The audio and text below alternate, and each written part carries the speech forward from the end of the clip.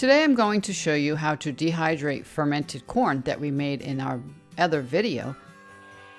And this is basically part 2 of the fermented corn. If you missed that, look up there. Check that out. I made fermented corn with you. I let this sit almost 2 weeks. It is all fermented. It's like a sour mash. I did the same way that I did the fermented corn video. If you watch that and come back, this is what happens if you let it sit on the counter another week or 2. I wouldn't push any more than 2 because it can start growing mold. And as you see, I did not use any airlocks. I was all out of them. I'm going to remove the glass weight. You definitely can smell the sourness. I love it. And this one I did with peppers because I like my cornbread spicy. I'm going to strain this, put it in the dehydrator, maybe 130, 135. 4, 6, maybe 7, 8 hours, all depends. It's very humid out. And then once it dries, I will come back. Be sure and visit the ad-free blog on lots more on how to dehydrate food naturally. It smells so good. I wish you could smell it. Check for any mold. You really want to inspect this. If it has any mold, it's going to have to be your decision whether you want to wipe it out and continue to use it. This still looks beautiful. None of it has turned black. The peppers are still great. I'm moving on to the next step.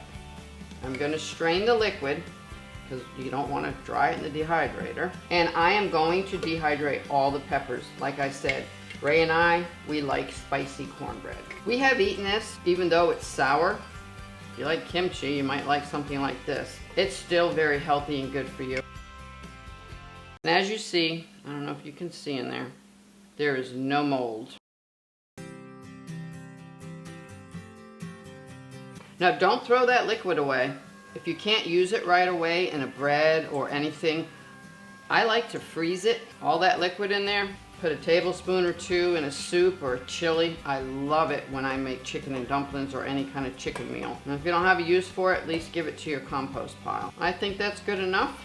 Got most of the liquid out. I'm gonna put it on my dehydrator rack. This is a game changer. I mean, we like cornbread, but when you have fermented corn, really fermented corn, and then you dry it and grind it, really, really good. Spread it out as thin as possible.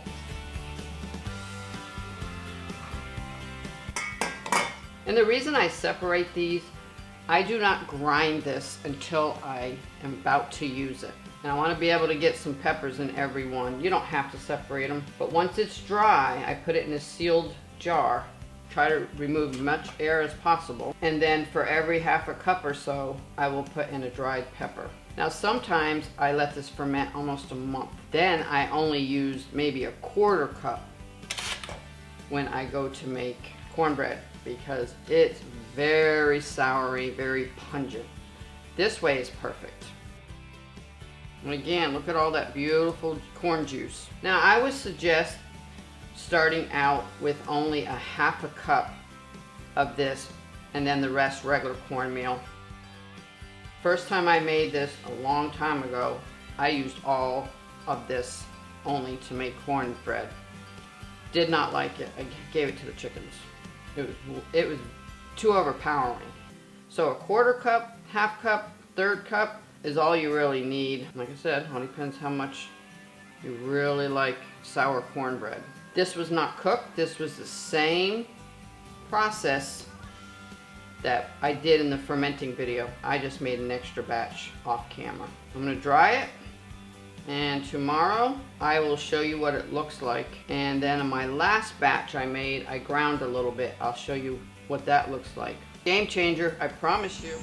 And we are back. It's been about 6 hours, as you can see. They're nice and dry. Peppers are nice and dry. And you can see it's like papery dry. You can actually chew on these like candy. Really, really good just to eat these dry. And that's it. I'm going to put these in a canning jar.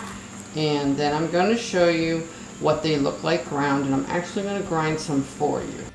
And here's some fermented corn that was dried an extra week.